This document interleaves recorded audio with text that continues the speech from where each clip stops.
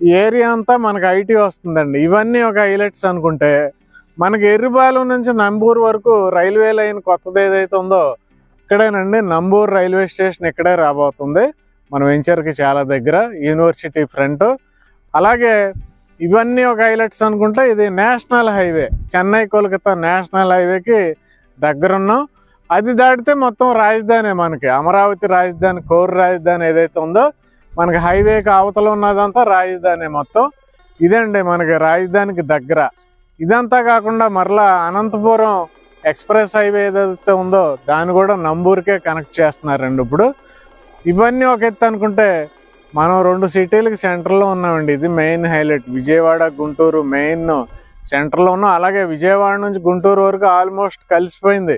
మంగళగిరి విజయవాడ కలిసిపోయింది, మంగళగిరి గుంటూరు కొంత గ్యాప్ ఉంది, అది కూడా కలిసిపోతుంది. అంటే మనం సిటీలో, మెయిన్ సిటీలో ఉండబోతున్నామండి తొందరలో.